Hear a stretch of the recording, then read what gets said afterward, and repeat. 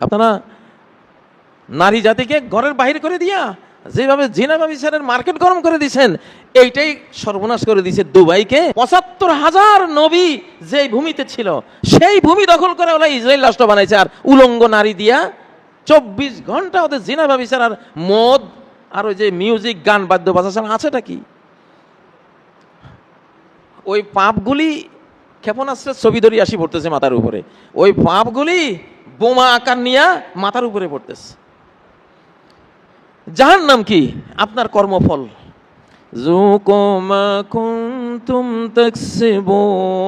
যা কামাই করেছো সেটাই ভোগ করো, যে পাপ কামাই করছো খাও এখন মজা।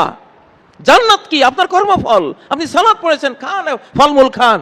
আপনি আপনি আল্লাহর ইবাদত বন্দেগী করেছেন, মধুর নদীর মধু পান করেন, দুধের নদীর দুধ পান করেন, সারাবান তাহুরান নদীর সারাবান তাহুরা পান করেন, সোনার উপর বিল্ডিং এ থাকেন, আপনি যা মনে চাই তাই এখানে ভোগ করেন। কিসের বিনিময়ে? আপনার কর্মফল, সুকর্মফল। পৃথিবীতে কর্মফল ছাড়া কিছু নেই। একটা মশা কামড়ালে মনে করবেন কোনো না কোনো একটা পাপ তো করছি, যাক পাপটা গেছে গা। এই পৃথিবীতে মশাও কামড়াবে না আপনার কোনো পাপ না থাকলে। কেন আল্লাহ শাস্তি দিবেন? আল্লাহ কি কোনো জুলুম করেন? কেন আল্লাহ একটা মশাকে পারমিশন দিলেন যে আপনাকে কামড় দিবে আপনার কোনো অপরাধ না থাকলে? অপরাধেরই কুফল আসে। হয়তো ভাবতেছেন তাহলে শিশুর কি অপরাধ? শিশু কেন অ্যাবনর্মাল হইলো? শিশু কেন পঙ্গু হয়? শিশু কেন মায়ের খায়? শিশুর মা বাবার, শিশুরা বেনিফিশিয়ারি। আপনি যার বেনিফিশিয়ারি হবেন, যার থেকে উপকার পাবেন, তার পাপের ক্ষতিটাও আপনি পাবেন।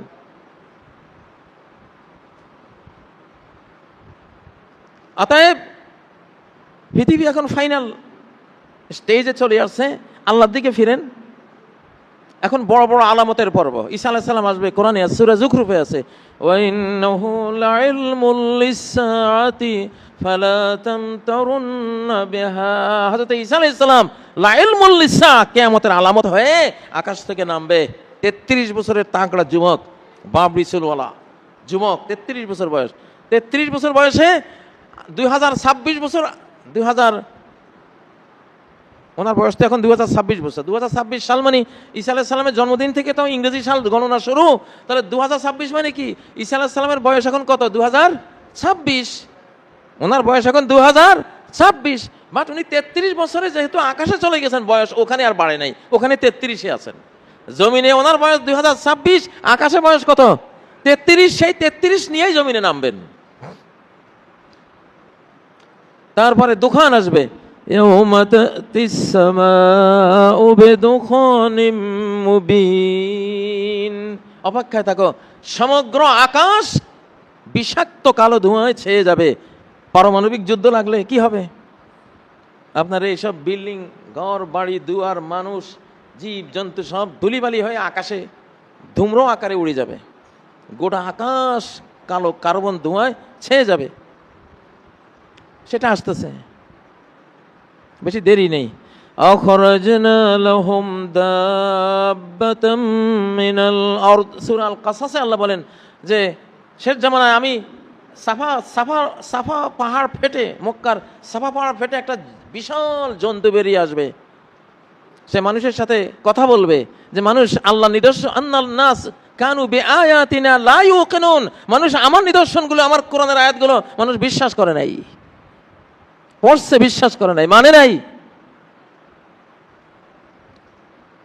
সেই দাব্বাতুল আরদ, সে বিশাল প্রাণী বেরিয়ে আসবে।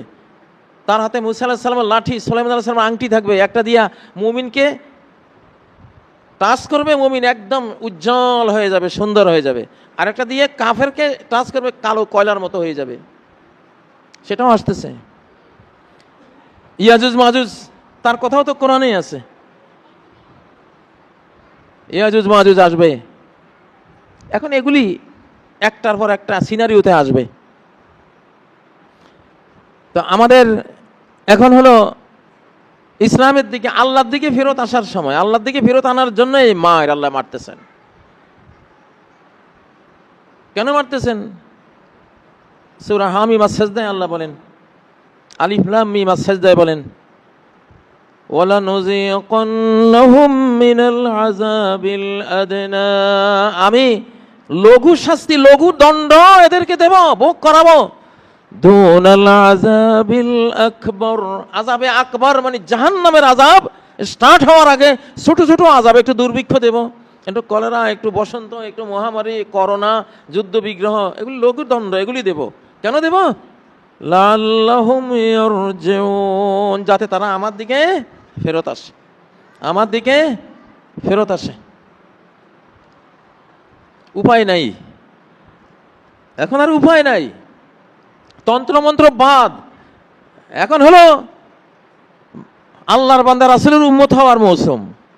আল্লাহর বান্দা রাসূলের উম্মত হইতে হবে, খাঁটি মুসলিম হইতে হবে, আল্লাহওয়ালা হইতে হবে, দিনদার হইতে হবে, লা ইলাহা ইল্লাল্লাহ মুহাম্মাদুর রাসূলুল্লাহর ভিত্তিতে জীবন গড়তে হবে, রাষ্ট্র চলতে হবে, সমাজ চলতে হবে, এছাড়া উপায় নাই। হিন্দুরাই এসে মসজিদ বলে, হুজুর দেশ ইসলাম মতো চালান, কেমনে ভাই চালাইবে না, তা বাঁচতেছি না। আর হিন্দু আসি কইবে, খ্রিস্টানরা আসি কইব, নাস্তিক আসে মসজিদে ধর্ণা দিয়ে বলে, হুজুর আপনারা দেশটা আপনারাই চালান। দেখেন না প্রেসিডেন্ট ট্রাম্প পাদ্রি, গির্জা থেকে পাদ্রি আনি দোয়া করায়, গির্জা থেকে পাদ্রি আনি দোয়া করায়। নেতানিয়াহু তার রেবাই ছাড়া, ধর্মগুরু ছাড়া এক কদমও দেয় না। ধর্মগুরু এগুলি তো মিথ্যুক, ওদের তো যা জ্ঞান আছে মিথ্যা জ্ঞান, কিন্তু আবেগটা আছে যে এটা ধর্ম ছাড়া বাঁচা যাবে না। কিন্তু ধর্ম যে ওদের অধর্ম হয়ে আছে সেটা জানে না। ওরা বুঝতেছে আমি ধর্মযুদ্ধ করতেছি, এটা ধর্মযুদ্ধ। ইরান, ইসরায়েল, আমেরিকা, চীন, রাশিয়া, ভিতরে ভিতরে সবাই যুদ্ধে আছে, এটা ধর্মযুদ্ধ। এটা মুসলিম উম্মার বিরুদ্ধে বেঈমান উম্মা আছে, সমান সমান অপবিত্র আছে, বাঁচবেন। যখন অপবিত্রতা বেড়ে গেছে বাস, আপনি কোন স্কুলে, কোন কলেজে, কোন ইউনিভার্সিটি পাবেন যে একটা ছেলে মেয়ে প্রেমিক প্রেমিকা না, গার্লফ্রেন্ড বয়ফ্রেন্ড নাই? আপনি অফিসে যান, আদালতে যান, আপনি পাবেন খোঁজে, কয়জন পাবেন? এগুলি কি? অপবিত্রতা, জিনা, ঘৃণিত মহাপাপ। প্রত্যেকটা ধ্বংসপ্রাপ্ত দেশ, রাষ্ট্র, জাতির প্রত্নতাত্ত্বিকরা যখন খুঁড়ে বের করে, পম্পেই নগরী, ইটালির পম্পেই নগরী যখন খুঁড়ে বের করা গেছে, উলঙ্গ নারী আর মূর্তি। মহেঞ্জোদারো সভ্যতা বিলীন হয়ে গেছে মাটির নিচে, খুঁড়ে তো বের করেছে, কি পাওয়া গেছে? উলঙ্গ নারী আর মূর্তি। শিরিক আর জিনা ব্যভিচার, শিরিক আর জিনা ব্যভিচার। দুবাইতে যান, কি পাবেন? প্রত্যেকটা সেলুনে, আমি তো দেখে আসলাম রে ভাই। আপনি বড় বড় হাইরাইজ বিল্ডিং এ যান, কি আছে? সব জিনা ব্যভিচারে ভেসে গেছে একেবারে। অমুসলিম দেশের নারীরা এসে এগুলি করে, আর মুসলমানগুলি চোখ বন্ধ করে। তো আল্লাহ তো তোমাকে একটা বর্ডার দিছে যে ওইটা যখন বেড়ে যাবে খারাপটা, তখন আর বাঁচাবো না, তোমারে শেষ করে দেব আমি। তুমি কি অলি, তুমি কি আউলিয়া, তুমি কি গাউস কুতুব হাবি যাবি, এগুলি কিচ্ছু মূল্য নাই, তোমার উপরে মারবো আমি।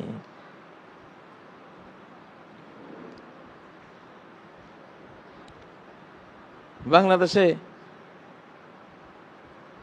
শহরগুলিতে এটা বাড়ছে, মাত্রা বেড়ে গেছে। গ্রামগঞ্জে আল্লাহ জানে, আল্লাহু আলাম, এটা পরিসংখ্যান আমি সবখানে ছড়িয়ে গেছে এখন। অতএব এই দেশও আসতেছে। আজকে যেমন এক একটা হাইরাজ বিল্ডিং তেল আবিবে কিভাবে মাটির সাথে মিশে যাচ্ছে, ইরানে কিভাবে মাটির সাথে মিশে যাচ্ছে, দুবাইতে, কাতারে মাটির সাথে মিশে যাচ্ছে। একটা শহর নগরও আস্ত থাকবে না। কারণ শিল্প বিপ্লবের পরে আগে গ্রামগঞ্জে বাড়ি হতো, প্রত্যেকটা সেপারেট বাড়ি, মা বোনদের ইজ্জত নিয়ে বাঁচার একটা সিস্টেম, ওখানে পর্দা সিস্টেম থাকতো, পবিত্র থাকার সিস্টেম করা ছিল। গ্রামগঞ্জ এটা মার খেয়ে গেছে, শহরে তো নাই।